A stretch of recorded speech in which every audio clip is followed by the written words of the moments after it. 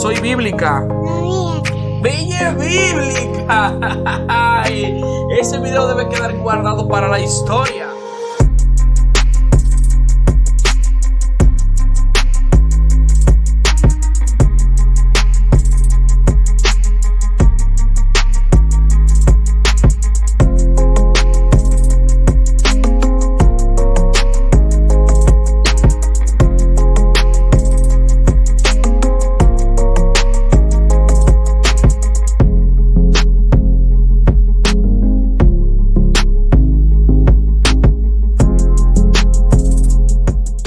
Bienvenido a tu canal bíblico. Dios le bendiga, mis hermanos. Un placer tenerles una vez más por aquí. Anteriormente tratamos un tema sobre la definición de la salvación, o sea, refinando el concepto de la salvación. Lo que buscamos a través de este tema es profundizar en este concepto, porque hoy día, siendo una doctrina tan importante, en las iglesias se malinterpretan donde tú encuentras la palabra salvación, vida eterna, justificación. Hay una confusión en el pueblo de Dios, y por eso, aunque ya tratamos un tema en nuestro canal, queremos darle la continuidad haciendo preguntas para poder llegar a la definición más clara del concepto y para poder ver las implicaciones del mismo concepto. Y como siempre, vamos a traer a nuestro hermano Marino Martínez, que siempre está dispuesto para conversar sobre estos temas, sobre la salvación. Si usted no se ha suscrito a nuestro canal, le invitamos a que lo pueda hacer, a que puedas darle seguimiento a nuestro contenido, Palabras de Vida, que también colocamos todos los viernes desde las 7 de la mañana con mi hermano Marino Martínez, expresando en breves cápsulas de 4 o 5 minutos la palabra del Señor para llamarnos a la reflexión, y también donde tiene un contenido altamente edificante y basado en la palabra de Dios. Pues nada, le doy la bienvenida a mi hermano Marino Martínez. Dios te bendiga, mi hermano. Gracias, Manuel, y gracias por invitarme a tu canal para poder compartir con los hermanos algunas verdades bíblicas. Gracias, mi hermano. Un placer para nosotros recibirle acá en tu canal bíblico. Aquí podemos aprender de la palabra del Señor, y de hecho he aprendido bastante con usted, y sobre este tema me ha edificado muchísimo. Poder hilar fino en el concepto de la salvación. Eso es lo que queremos hacer en este momento. Para nosotros entender cómo lo vamos a dividir el tema, lo dividimos en dos partes. La primera sesión estaremos viendo la definición del concepto de salvación, y en la segunda sesión estaremos viendo las implicaciones que tiene el concepto de salvación, o sea, las implicaciones relacionándolo con otros temas, la salvación. Y podríamos iniciar con la primera pregunta, mi hermano Marino. Realmente, ¿qué es la salvación? Cuando hablamos de la salvación, ¿a qué nos estamos refiriendo? Bueno, salvación significa es librarnos de algo. Obviamente, cuando decimos salvación en la Biblia, se hace referencia, puede hacer referencia a librarnos del fuego eterno, o librarnos de la pena del pecado, de librarnos del poder del pecado, de librarnos de la presencia del pecado. Eso es salvación. Me está librando, pero también salvación significa que me pueda librar de otras cosas. O sea, cuando Pedro, por ejemplo, se estaba ahogando, Pedro dijo: Señor, sálvame. Él no le estaba diciendo dame vida eterna, sino líbrame de morir ahogado. Así que en la Biblia, salvación siempre significa librarme del fuego eterno, del castigo del pecado, pero también librarme de una situación temporal. Y cuando hablamos de librarme del fuego eterno, estamos hablando de lo mismo que vida eterna. O sea, de vida eterna. Exactamente. Entonces, en ese sentido, me gustaría preguntarle también qué es vida eterna. Vida eterna es vivir indefinidamente o de manera interminable con Cristo.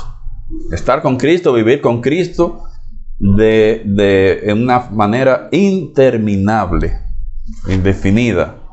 Entonces, evidentemente, cuando estamos hablando de salvación, nos referimos a liberación, pero no siempre esta palabra liberación quiere decir vida eterna. No, No, salvación no significa siempre vida eterna. Por ejemplo, en Romanos, que se usa mucho la palabra salvación, nunca significa vida eterna.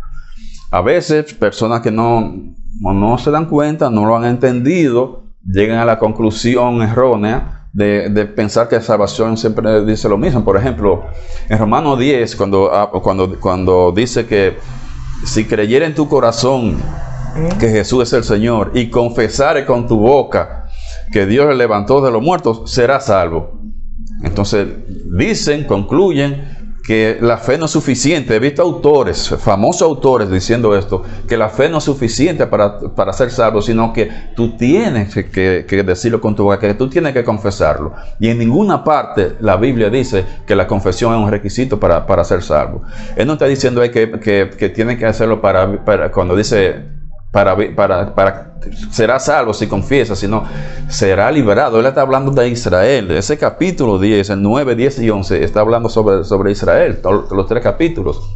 Y él está diciendo que para Israel ser librado de la ira de Dios, tiene que aceptar a Cristo como su Mesías y pedirle a Cristo que lo libre de la ira. Entonces, le está diciendo a Israel, Israel tiene que aceptar a Cristo como el Mesías y pedirle a Cristo que le libre. Entonces, eso es lo que significa. Pero se está diciendo erróneamente, confundiendo a la población, diciendo no es suficiente con creer, hay que decirlo con la boca, y eso no es la enseñanza de esa parte. Claro, y asimismo también, obviamente lo que está diciendo es que no donde no siempre encontremos la palabra salvación, que se está refiriendo a vida eterna, no. Porque hay textos, como usted mencionó, cuando Pedro dijo, sálvame, no estaba diciendo, dame vida eterna, sí, sino que estaba refiriendo, ayúdame, libérame de esto que me estoy hundiendo. Sí. Hay un texto en Timoteo, 1 Timoteo 2:15, donde dice que la mujer se salvará engendrando hijos. Entonces, pudiéramos decir que por dar a luz, entonces se salvará para vida eterna, y obviamente no sería el concepto. Eso no se salva porque una mujer tenga hijos, sino las estériles no tendrían ninguna oportunidad de salvación.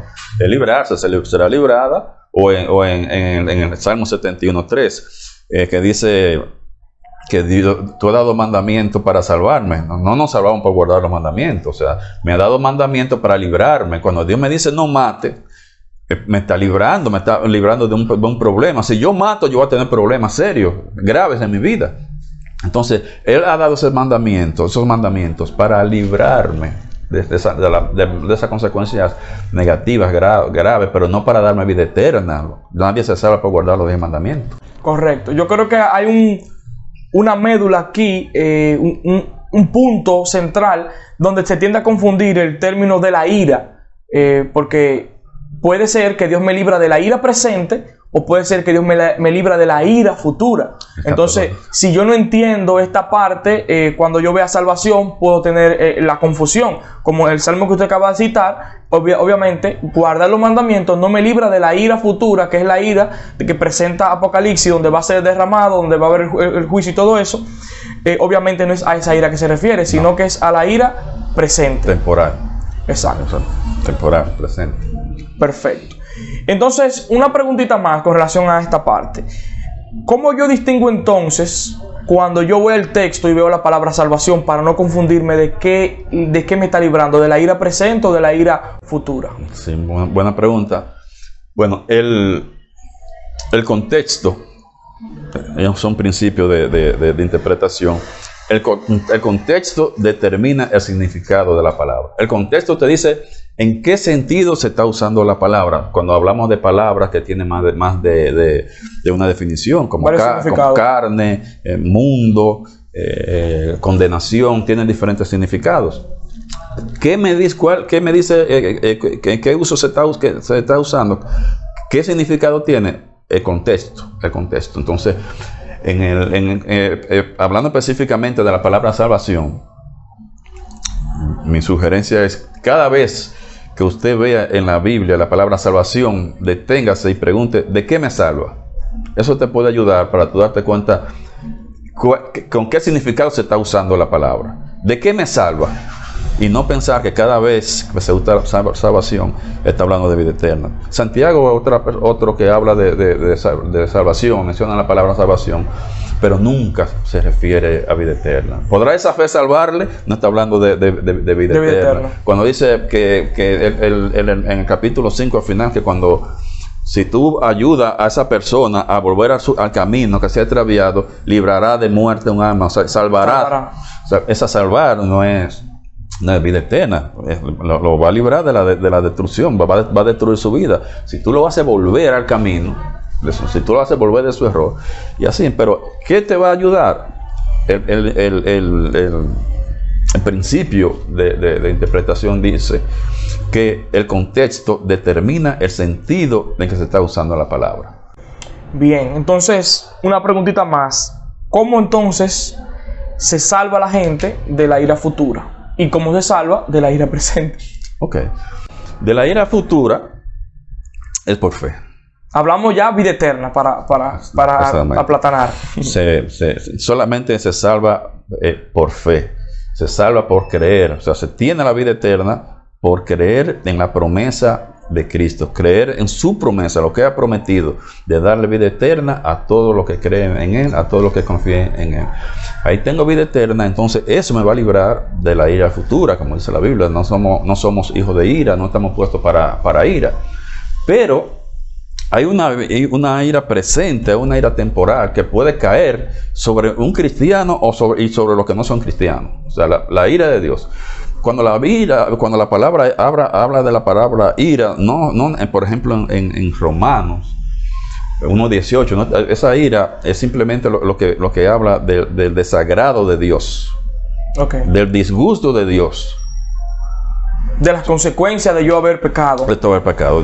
Dice, porque la ira de Dios se revela desde el cielo contra todo lo que detienen con injusticia la verdad. 1:18, pero esa ira no significa que Dios está enojado contigo, sino está disgustado, o sea, se siente decepcionado conmigo cuando estoy pecando. Pero obviamente el pecado tiene consecuencias. Entonces, ¿cómo yo me libro de la consecuencia temporal del pecado? Confesando, apartándome.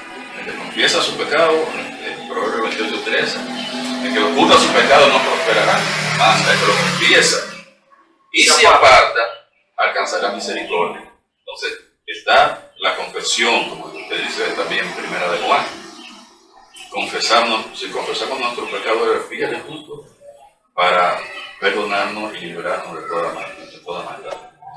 Bueno, esa respuesta que usted ha dado nos manda entonces a la segunda sesión, donde queremos ver ahora las implicaciones del concepto de salvación. Se llama, muy bien hemos definido el concepto de salvación cuando hablamos sobre que tiene que ver con liberación. Puede ser liberarme de la ira presente o puede ser liberarme de la ira futura, de una manera bien resumida. Obviamente puede tener otras implicaciones. Entonces podría hacer esta pregunta, creo que se me escapó. ¿De qué somos salvos entonces nosotros? ¿De qué somos salvados nosotros? ¿De la ira presente o de la ira futura? Va a depender. O sea, si una persona, un no creyente, pone su fe en Cristo, o sea, cree en la promesa de vida eterna gratuita, con solo creer, se le da, cree que Él te puede dar vida eterna gratuita, Él te va a librar del juicio eterno, o sea, la pena del pecado. Dice la Biblia que la pena del pecado es muerte, o sea, muerte significa separación. La paga del pecado es muerte. Entonces, cuando tengo vida eterna por fe, porque he puesto mi fe en Cristo Jesús, me estoy librando de pagar por mis pecados. Cristo pagó por mis pecados. Estoy librando de eso. Pero también me libra, la salvación me está librando del poder del pecado. Y el pecado no tiene poder sobre mí. Aunque yo peque, o sea, yo puedo decidir pecar y puedo decidir no pecar, pero antes yo no podía decidirlo, solamente era pecar, solamente pecar. No tenía la capacidad, el poder para yo rechazarlo. Ahora yo sí lo tengo. Ahora yo decido pecar o no pecar. Anteriormente solamente pecaba. Entonces me va a liberar del poder del pecado. Y luego me va a librar también, me librará de la presencia del pecado. Ya estaremos un tiempo donde ya Satanás no va a estar interviniendo en nuestra vida, no va a estar tentando ni Satanás, ni demonio, ni el mundo, ni la carne. Entonces ya no podremos pecar, ya no pecaremos jamás y estaremos viviendo por la eternidad en santidad con Cristo. Perfecto, con esto sí ya cerramos entonces la primera sesión y ahora pasamos, ahora sí de manera directa a la segunda sesión, donde queremos ver entonces las implicaciones del concepto de salvación. Y iniciaría con la primera pregunta, mi hermano. ¿Es lo mismo vida eterna que inmortalidad? ¿Y cuál sería entonces la diferencia? Okay, son diferentes, no lo mismo, o sea, uno podría confundirse de primera intención, vida eterna e inmortalidad. Hay mucha gente que la confunde e incluso tiene su teología acerca de esto. La vida eterna es una vida interminable con Jesús. Una vida con Jesús interminable para siempre. Esa unión. Pero la inmortalidad solamente significa que no muere, algo que va a perdurar para siempre, pero no necesariamente en compañía de Jesús. No necesariamente. El ser humano, el hombre, está formado de cuerpo y de espíritu. Su cuerpo termina, el cuerpo muere, pero el espíritu no. Entonces, ese espíritu, si es salvo, esa persona va a vivir para siempre con Jesús. O sea, vida eterna implica tener la naturaleza divina. Tú recibes la naturaleza divina, pero el no creyente no tiene la naturaleza divina. Va a vivir para siempre. Okay. Pero, por ejemplo, va a estar en un lugar de tormento para siempre. O sea, eso es inmortal. El inmortal no muere, siempre va a estar ahí. ¿Qué se ha formado? La teología de la aniquilación, porque confunden vida eterna con inmortalidad. Dicen que es lo mismo. Que la vida eterna, si yo no tengo vida eterna, el creyente no tiene vida eterna, entonces él va a ser aniquilado en el juicio del gran trono blanco. Le va a estar existiendo hasta el juicio del gran trono blanco. Después del juicio del gran trono blanco va a ser destruido, va a ser aniquilado. De acuerdo. Pero eso no es verdad. ¿Qué pasa? Estoy pensando que la vida eterna y la inmortalidad es lo mismo. Yo pienso como no tiene vida eterna, ahí va a terminar esa vida en el juicio del gran trono blanco. Pero los no salvos van a seguir viviendo después del juicio del gran trono blanco, pero en un lugar de tormento. De tormento, de acuerdo.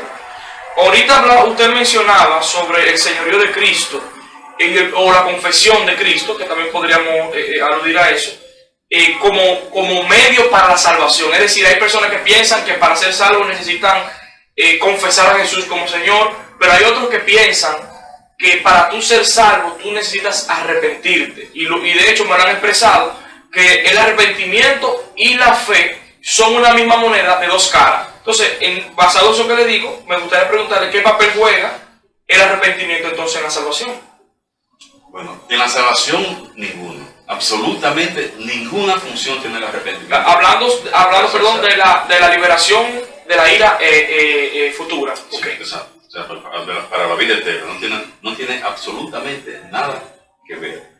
Ahora, en el salvo, se me dice, ¿qué papel tiene en la salvación? O sea, después que yo soy salvo, el arrepentimiento es fundamental. Entonces ahí estaremos diciendo que no tiene asidero para iniciar la salvación, pero sí para la salvación como la santificación.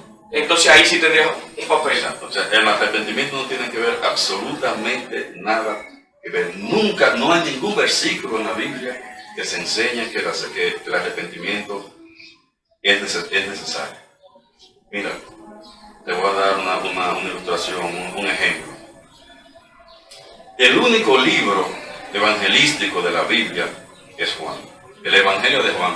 De los 66 libros que tiene la Biblia, un solo libro es evangelístico, y es Juan. Hay mucha gente que se ha sorprendido cuando me ha escuchado decir eso. Mucha gente se ha sorprendido cuando me ha oído decir que es el único libro evangelístico. Una cosa es ser evangélico y otra cosa es ser un evangelista. Una cosa es contener el evangelio, una cosa es hacer el libro con el propósito de evangelizar. Sería de evangelizar. Obviamente las personas no entienden esto. Obviamente cuando uno le explica, por ejemplo, vamos a la Biblia, claro, y vamos a Juan, al final, Juan 20. Cuando vamos a Juan 20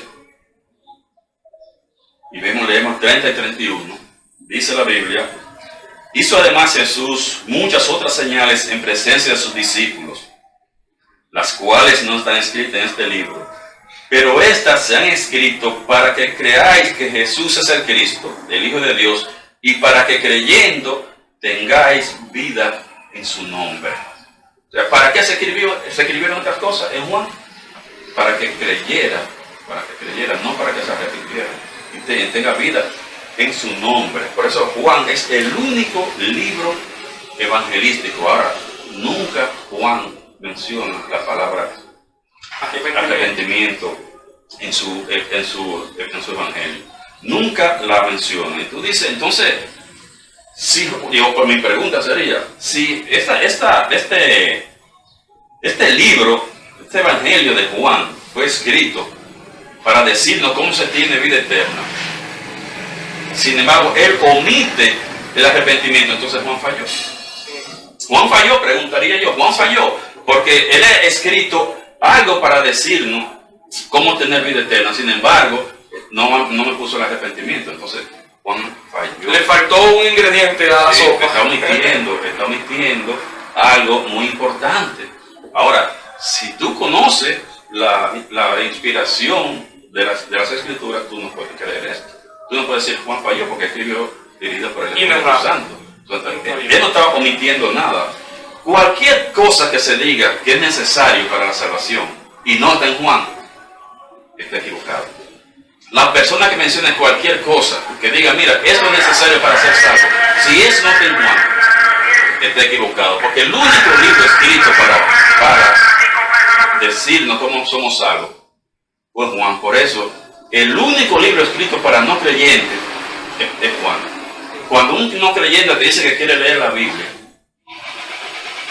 ¿qué tú le debes recomendar? ¿Qué libro tú le recomiendas a Juan? Porque este es el que le va a decir cómo se salva la gente. Correcto. ¿Cómo se salva la gente? Mira, Mateo no fue escrito para decirnos cómo tenemos vida eterna. Mateo fue escrito para mostrar que Jesús era el Mesías. Por eso tú vas a encontrar muchas citas del Antiguo Testamento. Y obviamente saber que Jesús era el Mesías no me salva. Entonces, Marcos no fue escrito para decirnos cómo tenemos vida eterna, sino para mostrar a Jesús como siervo. Lucas no fue escrito para decirnos cómo tenemos vida eterna, sino para mostrar a Dios a Jesús como Dios hombre. Y ahí tú vas a encontrar, porque el Hijo del Hombre es su humanidad. Exactamente. Pero Juan, pues esos tres primeros se llaman sinópticos, pero ese aparte, Juan, fue escrito para decirnos cómo tenemos la vida eterna. Pero ahí mismo, mi hermano, entiendo que si hay otros libros que hagan referencia a la salvación o que aparentan ser referentes a la salvación, vamos a tener un conflicto, y por eso en esta sesión se llama las implicaciones del concepto, porque entendemos que no es tan fácil. Por ejemplo, en Hechos 11:18, ¿cómo consideremos esa idea? Porque dice que tendremos arrepentimiento para vida. Cuando Pedro fue a Cornelio y estaba dando el reporte de lo que ocurrió, que ellos recibieron el Espíritu Santo, entonces él daba el reporte y decía que ellos también recibieron el arrepentimiento para vida. Entonces ahí aparentaría una contradicción, porque Pedro está diciendo que ellos sí se arrepintieron para vida. Muy bien. No es Pedro que lo dice Lucas, que escribió él. Lucas, exacto, refiriéndose a lo que Pedro estaba diciendo. Exactamente, pero vamos a ver cómo es ese versículo. Okay. Dice, entonces, oídas estas cosas, callaron y glorificaron a Dios, diciendo, de manera que también a los gentiles ha dado Dios arrepentimiento para vida. Okay. Bueno, no es la primera persona que me pregunta eso. Mi rostro es, no, tú me estás preguntando de una manera honesta. Hay otras personas que me han querido enrostrar Y este versículo, bueno, en primer lugar, pues vamos a ver este versículo. Primero, vamos a ver el texto. Ok, el contexto. Y vamos a ver el contexto. De acuerdo. Vamos a ver el contexto. En primer lugar, mira, él está diciendo, de manera que también a los gentiles le ha dado Dios arrepentimiento para vida. Él no está diciendo que le ha dado arrepentimiento para vida eterna. Él está diciendo que le ha dado arrepentimiento para vida. ¿Qué significa esto? El tener vida. Es la vida que se consigue solamente viviendo, caminando con Dios, caminando con Jesús. Eso es lo que le está diciendo vida. Le dio ese arrepentimiento para que ellos puedan caminar con Dios. Los gentiles, o sea, después de haber creído Dios, y vamos a ver el texto. Entonces, esa es la enseñanza, por ejemplo, que tú encuentras en Romanos 8:13, si mal no recuerdo. Vamos a ver qué dice Romanos 8:13. Romanos 8:13 dice: porque si vivís conforme a la carne, moriréis. Mas si por el Espíritu haced morir las obras de la carne, viviréis. Va a tener vida. Sí. Esa es la enseñanza que está diciendo en ellos. O sea, él ha dado arrepentimiento. El arrepentimiento es el llamado a la comunión con Dios. La fe es el llamado a la salvación. No, iba a decir que obviamente que si en Romanos 8 se está refiriendo a salvación o vida como vida eterna, estaríamos diciendo que por yo morir los deseos de la carne yo soy salvo. Entonces sería obra.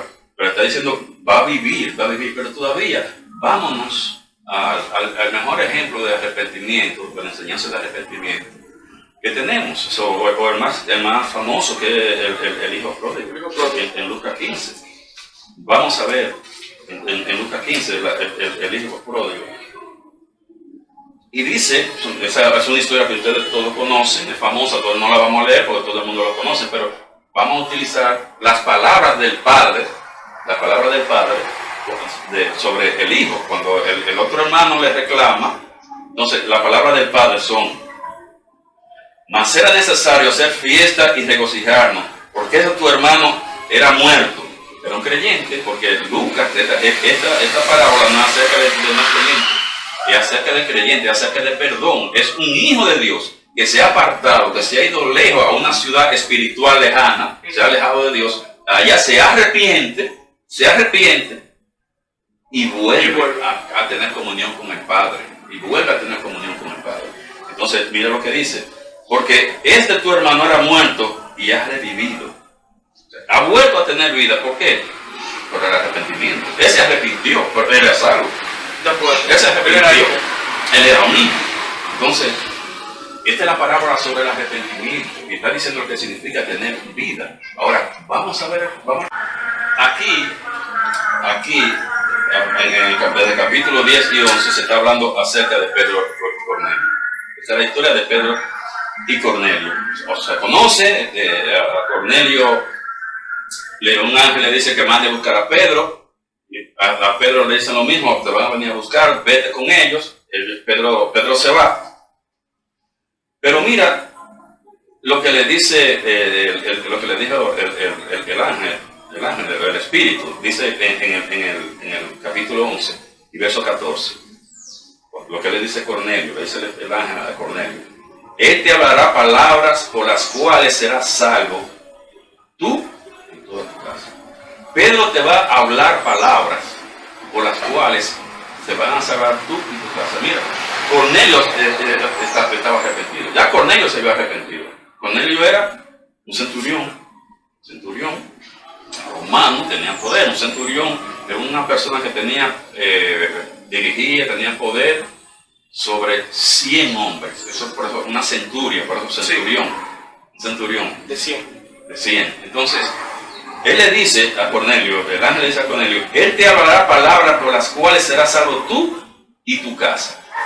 ¿Qué palabras le habló Pedro a Cornelio y a la gente que estaba en su casa? ¿Le habló de arrepentimiento o le habló de fe? Nunca mencionó Pedro a ellos la palabra arrepentimiento. Mira, solamente vamos a ver este versículo. Capítulo en el 10 y verso 43. Pedro hablando, mira, el mensaje que le está dando, diciendo: De esta dan testimonio todos los profetas, que todos los que en él creyeren recibirán perdón de pecados por su nombre. Él no dijo todos los que se arrepientan van a recibir perdón de sus pecados. De hecho, Cornelio se había arrepentido hacía mucho tiempo, porque dice, y le oraba a Dios y daba limosna. Era un tipo que se había arrepentido, pero no era salvo. A ese le dijo, él te va a decir palabras que te van a salvar a ti y a tu casa. ¿Qué palabra le habló Pedro? ¿Le habló arrepentimiento o le habló de fe? ¿Qué le predicó? Nunca mencionó la palabra arrepentimiento. Sin embargo, le dice, para que todos los que en él creyeren reciban perdón de pecado por su nombre. El arrepentimiento tiene su función en la vida. Dios puede utilizar el arrepentimiento para llevarte a la fe. Y tú tienes, por ejemplo, a Cornelio. Él utilizó el arrepentimiento para llevar a la fe a Cornelio. Usó el arrepentimiento, pero él puede usar muchísimas otras cosas. No es lo único que Dios usa. Puede usar eso, pero eso no significa que sea necesario. Puede usarlo. Por ejemplo, tú tienes la historia del carcelero de Filipo. Esa persona se arrepintió. O sea, ¿qué llevó a la fe? Lo llevó el temor, el miedo. Hay mucha gente que viene a Cristo por el temor. Y que conozco personas que me han dicho, yo he venido a Cristo por el miedo. Porque yo he visto que si yo no me salvo, yo voy para el infierno. Yo voy a pasar la eternidad ahí. Y yo no quiero eso. Yo quiero vivir con Cristo. Yo quiero estar en un lugar de paz, de seguridad, donde no hay llanto, ni clamor, ni dolor. Y vienen a Cristo por temor. ¿Qué ocurrió con el carcelero filipense? Él no dijo que yo estoy arrepentido. O sea, fue algo súbito, sintió miedo. Él sabía que había un poder extraordinario, que había una intervención divina, y él temió y dijo, ¿qué tengo que hacer para ser salvo? Esa es la pregunta, ¿qué tengo que hacer para ser salvo? La respuesta que dan Pablo y Silas es la única respuesta bíblica a esa pregunta. La única respuesta bíblica es la respuesta de Pablo y de Silas. Ninguna respuesta que se salga de ahí es bíblica. ¿Qué tengo que hacer para ser salvo? Y ellos le dieron la única respuesta bíblica, la única respuesta aceptable. Cree en el Señor Jesucristo y serás salvo tú y tu hijo. Pero Dios puede utilizar también la gratitud por cosas que Dios te ha hecho, que te ha guardado. Dice, Dios me libró, yo le quiero entregar mi vida a Dios por lo que ha hecho por mí. Me ha guardado, me ha librado, y tú vienes por gratitud. El ejemplo, el ciego de nacimiento. El ciego de nacimiento, cuando se le preguntó a Jesús, ¿y quién pecó para que sea ciego? ¿Él o el Padre? Él dijo, esto no es un asunto de pecado, no es un asunto de que tiene que arrepentirse. Cuando él lo cura, él le pregunta, ¿tú crees en el Hijo de Dios? Y él dijo, ¿pero quién es? Dime para que yo crea. Dime para que yo crea. Entonces, él está diciendo, es que yo no sé, dame información, yo necesito información para yo poder creer. Yo no sé, yo desconozco. Entonces Jesús le dice, el que tú miras, porque ya estaba curado, ya lo podía ver. El que tú miras y el que habla contigo, dice eso. Y él dijo, yo creo. Nunca le dijo a Jesús, tú tienes que arrepentirte. Y él dijo, yo me arrepiento. ¿Qué dijo él?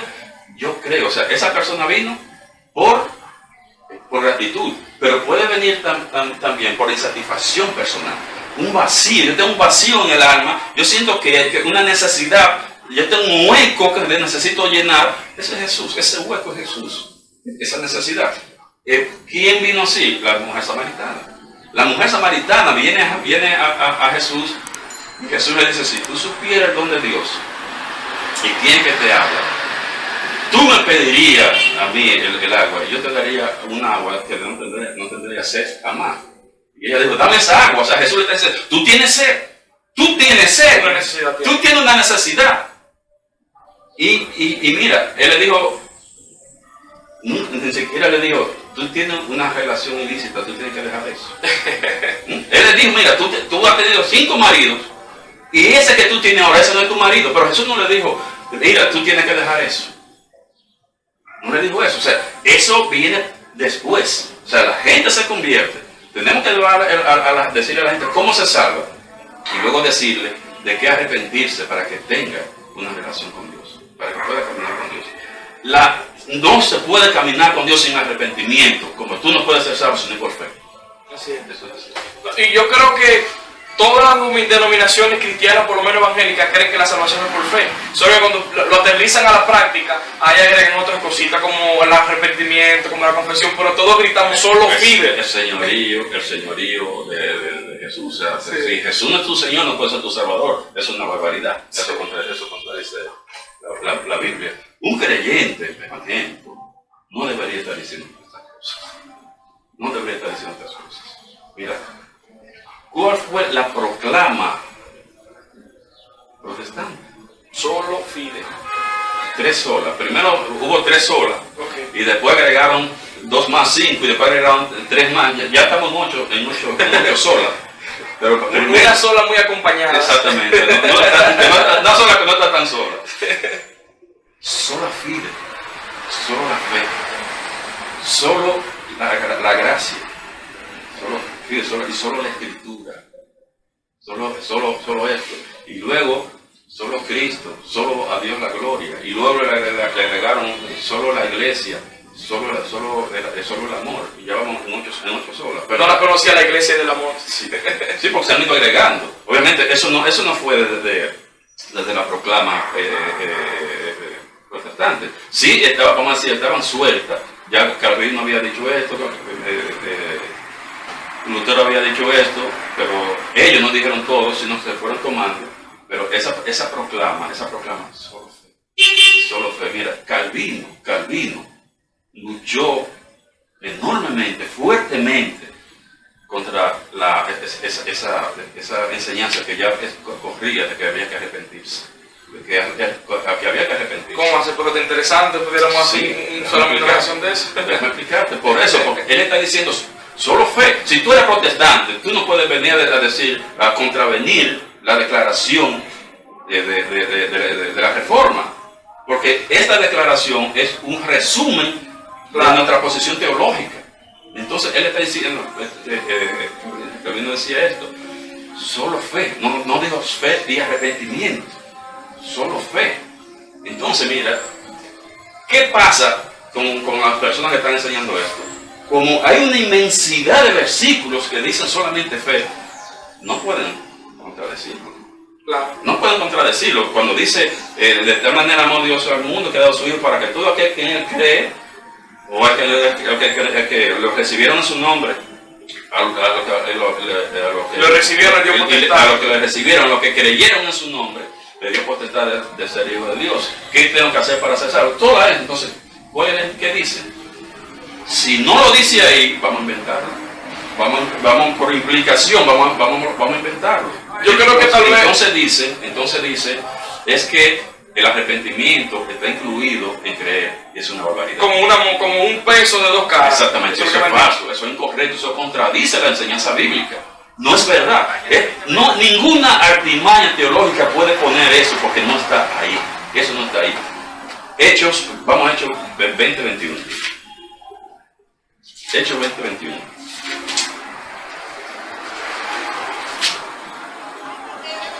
Dice Hechos 20:21. Hablando de Pablo diciendo, testificando a judíos y a gentiles acerca del arrepentimiento para Dios y de la fe en nuestro Señor Jesucristo. Pablo está diciendo 2 cosas que son diferentes, 2 cosas separadas. ¿Qué dijo Calvino? Mira, la palabra fuerte de Calvino contra eso. Dijo Calvino en su obra Las Instituciones. Dijo, es repugnante decir que el arrepentimiento está incluido en creer, porque son 2 cosas completamente diferentes, haciendo referencia a este versículo. Sí.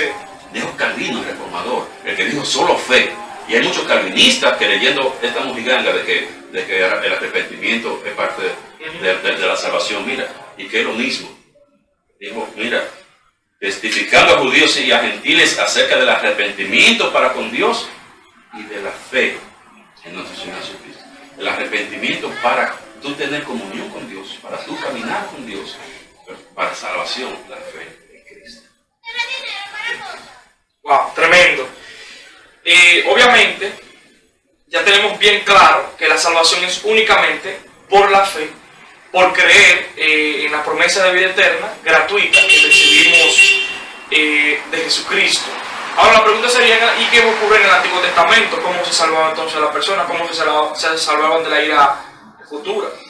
Igual, Dios nomás tiene una sola manera de salvar. Dios no solamente tiene una sola manera de salvar. Dios no salva a una persona de una manera y a otro de otra. Todo el mundo se salva por lo mismo, por la fe. Por la fe. Abraham en el Antiguo Testamento, ¿por qué fue salvo? Por la fe. Y creyó Abraham y le fue contado por justicia. Creyó, él tuvo fe. O sea, Abraham y todos los salvos del Antiguo Testamento creyeron. Ahora, ¿qué creyeron a Dios? O sea, creyeron lo que se le había revelado. Es muy difícil, yo he oído decir que Abraham vio a Cristo. Eso no lo dice, porque me citando con un versículo de Juan, cuando dice que Abraham quería ver el día de Cristo. El día de Cristo es otra cosa. Eso es otra cosa. No es lo mismo ver el día de Cristo que ver a Cristo. O sea, Abraham no podía ver a Cristo porque Cristo no había sido manifestado. Claro. Si Abraham ve a Cristo, entonces ya no podemos decir con lo que dice la Biblia que él no había sido manifestado. Había sido escogido desde el principio, pero todavía no había sido manifestado. Entonces, ¿qué tenía que creer el hombre? Tenía que creer en Dios. Tenía que creer lo que Dios le había revelado. Si Dios no le había dicho nada, pero tú tenías, como dice Romano, la creación para ver y creer que hay un Dios. Claro. Creer que hay un Dios. O sea, Dios, obviamente, todo lo que se salva es sobre el sacrificio de Cristo. O sea, obviamente, los pecados de Abraham fueron perdonados, pero sobre la base del sacrificio de Cristo. O sea, dice, como dice la Biblia, esos pecados se cubrían con la sangre, haciendo sacrificio, pero era con la vista puesta en el sacrificio de Cristo. Todos los pecados son cubiertos por el sacrificio de Cristo, del Nuevo y del Antiguo Testamento. Creyendo se salva para la gente. Creyendo se salva para en el Antiguo Testamento. Igual.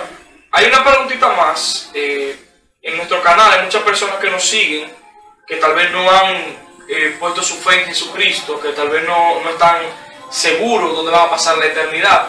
Y tal vez no entienden. He visto muchos que tienen mucha fe, pero tal vez no han colocado la fe en donde deberían colocarla. Y por eso esta otra pregunta dice, ¿en quién hay que creer para ser salvo? ¿En el Padre o en Jesús? Según Juan 5:24 dice, de cierto os digo, que el que oye mi palabra y cree al que me ha enviado, tiene vida eterna y no vendrá a condenación, sino que ha pasado de muerte a vida. Juan 5:24. De cierto os digo, el que oye mi palabra y crea al que me envió, tiene vida eterna y no vendrá a condenación, mas ha pasado de muerte a vida. La Biblia dice en muchas partes que solamente con creer. Juan 3:16, solamente con creer. Que solamente con creer. Incluso este versículo está diciendo que por creer en Jesús, que solamente por creer en Jesús. Dice la Biblia en muchísimas partes, incluyendo a Juan 3:16. Inclusive ese versículo está diciendo que es en Jesús que hay que creer. Es en Jesús que hay que creer. Está diciendo, de cierto digo, el que oye mi palabra. ¿Qué significa oír mi palabra? No está diciendo que tú la percibes, que él está hablando por una bocina y el vecino lo está escuchando. Eso no es oír mi palabra, es que la recibe, es que la acepta. Cuando uno le dice a algún muchacho, oye tu mamá, oye tu papá, óyelo. O sea, acepta lo que le está diciendo. Y eso es lo que él dice. El que oye mi palabra y cree al que me envió. Jesús había dicho, y dijo más adelante, que él no hablaba por él, sino lo que el Padre le había mandado a hablar. Entonces, el que cree en mí está creyendo lo que el Padre me mandó a decir. Okay. El que cree en mí está creyendo en lo que el Padre me mandó a decir. O sea, esa segunda parte, y crea que me envió, es otra manera de decir el que cree en mí. Que él cree, el Padre fue el que me mandó a decir esto. Si tú crees en mí, y viceversa, o sea, si tú no me crees en mí, como le digo, si tú no crees en mí, tú no crees en el Padre, porque yo estoy hablando lo que el Padre manda. Si tú crees en el Padre, tú crees en el Hijo, y si crees en el Hijo, crees en el Padre. ¿En quién hay que creer? Exactamente. Y que Jesús puede darme la vida eterna. No porque, Gratuita. sí, porque puede ser que una persona crea en el Jesús histórico, pero tal vez eso no le salve porque él cree que existe ese Jesús, que hay evidencia para creer que realmente resucitó, pero todavía eso todavía no le ha salvado, sino ha confiado en que Jesús puede darle la vida Hay eterna. muchas personas que creen. ¿Qué es lo que hay que creer? Tú le preguntas, la inmensa mayoría, porque yo lo he hecho. ¿En quién hay que creer? Me dicen, ¿qué es lo que hay que creer? Bueno, hay que creer que Jesús es Dios, que resucitó de entre los muertos, que murió por los pecados. Eso no te salva. Su historia. Eso no te salva. Pero eso es lo que está creyendo la gente. De hecho, usted una vez me dijo que los demonios creen eso mismo. Sí, el diablo cree porque el diablo es un gran teólogo.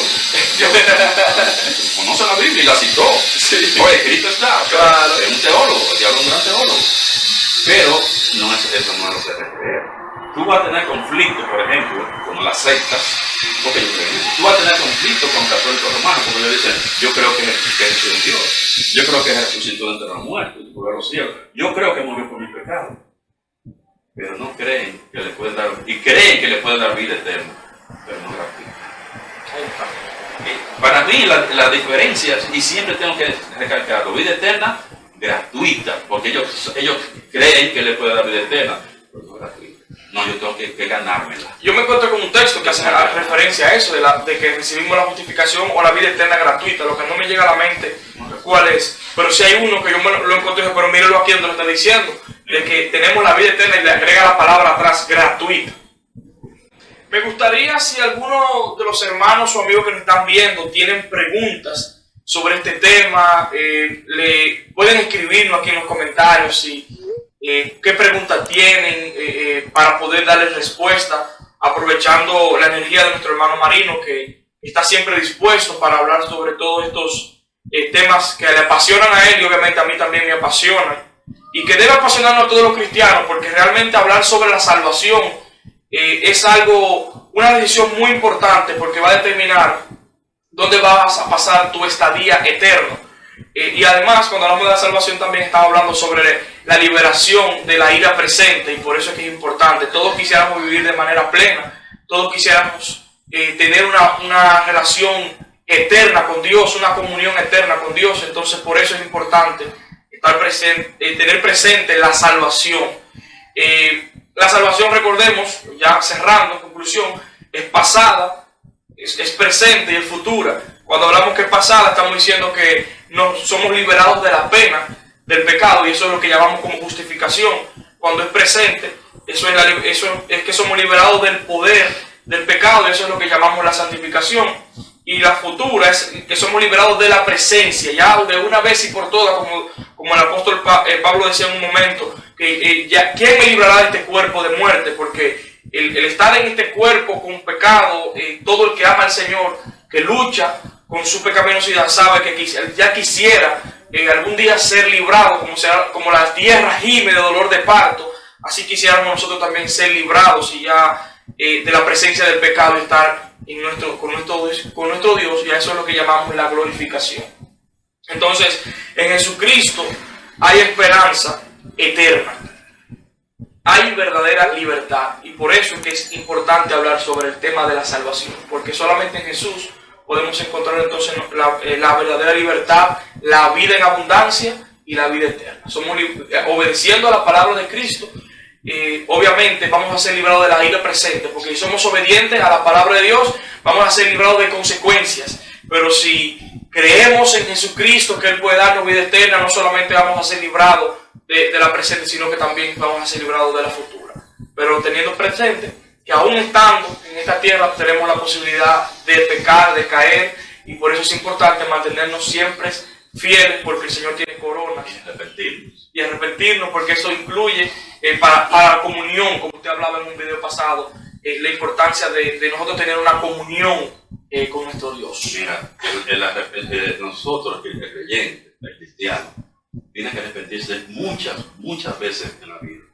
Pero se salva una sola vez. Con eso podemos cerrar, mi hermano. Muchísimas gracias por estar una vez más con nosotros. Dios le bendiga mucho. El privilegio es mío. Amén. Siempre a la orden. Amén, amén.